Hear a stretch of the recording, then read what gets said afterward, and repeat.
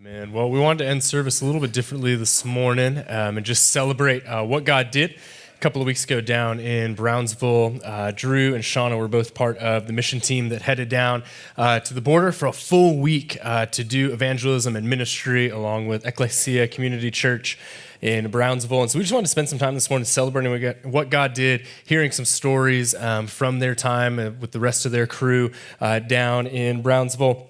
And so just wanted to take, like I said, a few minutes and talk about that. We'll have some pictures rolling kind of this whole time. You can see the whole team, some of the things they did. They actually flew back last Saturday night as we were getting snow. They were on a plane. It was really great. I was glad I wasn't on that plane with them, but I was cozy in my bed, staying warm. But they made it. They had a good time. And so we just wanted to spend some time talking with these two. And so if you haven't met Shauna Henry and Drew Rathbun before, Drew on staff with us, Shauna's on our mission team, and she actually kind of ran point with the team that was down in Brownsville. And so just wanted to hear from you guys a little bit. And Shauna, I'll start with you. Before we even talk about the trip, why don't you tell us a little bit, and Drew, I'd love to hear from you too about this. How did you know that God was calling you to this trip at this time in this place?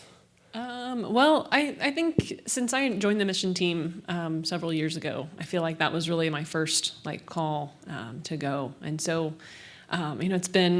it's been like 15 years or something crazy. I'm old, but since I've been on a mission trip that's been outside of the city.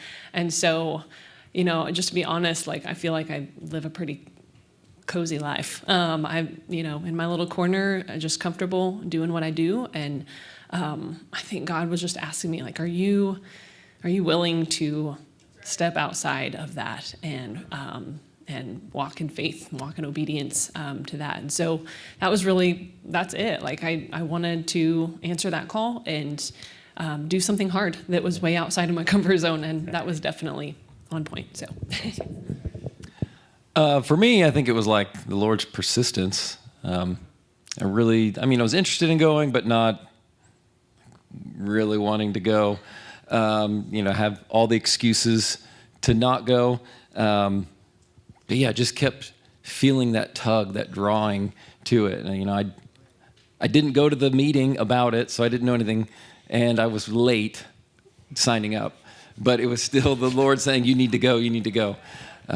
He's already told us to go in Matthew 28, go to all the nations. So, yeah. And Drew, if you're okay to answer this one. Yeah. I want to talk in here about what actually happened on the ground, but I think even before that, when God calls us, like Abraham, right? He said, go. He didn't have a destination, but God was calling Abraham to go to a place, and God made promises and what God was going to do in him. And Drew, it seems like you kind of had that experience of God was saying, hey, I got something for you. So I'd just love to hear, what did God do in you this last week? Not in the team, not in what you, air quote, accomplished on the ground, but what changed about you this last week being down there, or 2 weeks ago being down there? He revealed a lot of deep-seated pride and selfishness, control. So it sounds like a wonderful trip, right? No, it was terrific. We had a great time, and that was really good that he revealed that stuff in me. Because I had my idea of what the mission trip should look like. Proverbs 19 says, "Many plans are in a man's heart, but it's the Lord's purpose that prevails." So my idea was over here, and his idea was what we did. And so it was me aligning with that. Darren had a great motto for us down there. It was faithfulness over fruitfulness. And I think Sierra talked about we're just removing rocks from the field to allow the plow to come through, to allow the planting. And, the Lord makes the growth. So whatever part of the process we were on, it was good to do that. Yeah, that's awesome. And I know you guys were doing a bunch of stuff while you're down there. You were inviting people to a block party kind of throughout the week. You were doing some door-to-door evangelism, getting evangelism training. I think one of the pictures has you guys handing out bananas, talking about fruitfulness there on the UT Rio Grande Valley. Thank you. But Sean, I would love to hear, is there one particular moment that stands out to you as watching God do something while you guys were in the field? Yeah, for sure. So I'll just kind of tell a little story, just one of those stories. But so the first day that we had gone out, we were going door to door. And so, yeah, like BJ said, this was the time where we were inviting people to our block party. That was later that week. And basically like our objective was to bridge the conversation to share the gospel with these people door to door. And so that first day, it was myself and Darren with Cameron and Tara down this street. So it was the first street that we went down.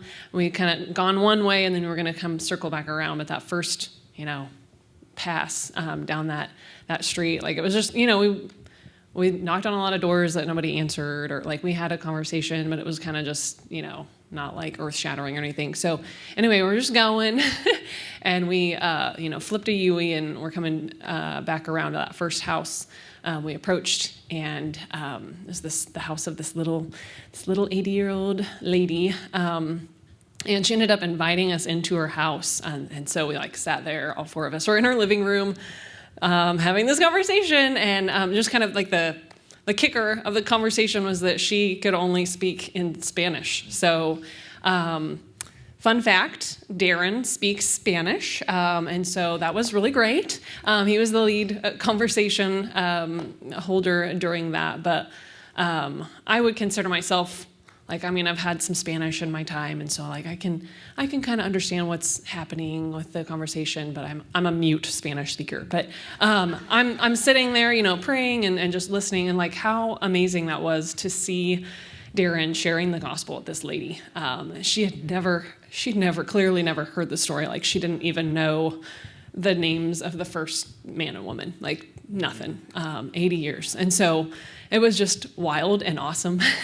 And Tara ended up praying with her. Darren was translating, and by the end of the conversation, she actually decided she wanted to follow Jesus. So that was pretty awesome to be a part of. Yeah, but I think the main thing that I feel I pulled out of that was that was our first run. The first day, and we were clunky, and we were speaking in a foreign language. God can use us, regardless of how skilled we feel or polished we feel. It's really just about that obedience, the step of faith that we took, and he was faithful in that. Yeah. So. Praise God. Drew, tell us real quick, actually before we do that, let's do this quick poll of the room. This isn't to shame you, I'm just genuinely curious. If you've ever been on a mission trip before, do you mind just raising your hand up in the air? Yeah, a good chunk of us, some of us haven't, that's okay. Drew, for everybody in the room, whether they've been on a trip before, maybe it's been a long time, maybe they're in a new stage of life, maybe they've never been on a trip before, but there's something in them that right now, or maybe this last week, it's just been stirring of God calling them to go. How would you address if they were standing up here with you and they were saying, Drew, I got to take a week off of work, or I got kids at you mentioned last service, you have a hobby petting zoo at your house, you got responsibility. So, tell them, how would you respond to somebody who's feels like they have so much going on in real life that they're not sure if they can answer that call that God has for them? Yeah, not to sound like a Sunday school answer, but to pray about it. Really align your heart with what God has for you, kind of what he did to me on the trip. But before going, I was dragging my feet because of those excuses, right? I'm a stay-at-home dad of 5 kids, so I have a lot of responsibility at home. Our petting zoo requires a lot of petting. I help coach all our kids' sports, and so there's lots of practices and games that I was going to miss. I didn't think that things could go on without me here at home. But a testament to the Lord's goodness and my wife and my folks helping out, I think the house ran smoother than it did when I'm around. So, yeah, I think just God chooses to partner with us in these things. He could do all this on his own. So how amazing it is that he chooses to work in us and through us. And going on a trip like this can give you skills, can give you just that courage, that boldness to practice sharing the gospel, stepping out in faith, and knowing he's a good father to sustain you in that. So when you come back, you can be a missionary in the office, in the classroom, or in your home. Yeah. That's great, man. Will you guys join me in thanking Shauna and Drew? Thanks, you guys. Well, if you are interested in going on a mission trip, this Brownsville trip, that was a Salina, Crosspoint Salina trip. But we also have a bunch of trips that we're doing as a network of churches this summer. And so we're going to be doing 2 trips out to St. Louis, 1 to Denver. And then that particular trip to Puerto Rico is actually full. So everybody, all those spots are filled, but we're trying to plan an additional trip down to Puerto Rico if you're interested. And actually in 2 Sundays from now, Zach Sachs, who leads our network-wide missions team, is going to come up after both of our services and host an interest meeting. So if you just even have the vaguest amount of interest or desire to see where God might even be calling you to go on mission, Zach will be up here to chat about those on February 15th. I'd love to blow him away. He's like prepping for a couple of people to show up. I would love for him to not know what to do with how many people come and chat with him. And as you think about missions, as you think about even just serving here locally, whether that's through an adoption in your grow group, service here at Crosspoint, or other things, like our memory verse this month tells us, it's our leaders, our pastors' responsibility to equip and train you for ministry. And one of the ways that we're going to do that, as Pastor Andy mentioned, is our Crosspoint conference. And so we actually have a video from Pastor Jason Waller that I wanted to show you real quick, give you some more details on what that looks like, and then we'll send and pray you guys out here in just a minute. Hey Crosspoint family, I want to invite you to our first ever Crosspoint conference on March 13th and 14th at Webster Conference Center in Salina. This is a weekend for you to be equipped, empowered, strengthened, and sent back into your local context to serve the Lord with renewed joy. Over these 24 hours or so, we're going to worship together, eat together, hear powerful messages from lead pastors Andy and Ryan, and be trained by ministry leaders from across our entire church. It's going to be a meaningful, energizing time to gather as one church in many places, united around Christ and his mission. I honestly believe this conference is going to shape the year ahead for our church, and I would love nothing more than for you to be a part of it. But I do want you to know that space is limited, so if you're planning to come, make sure that you register soon to save your spot.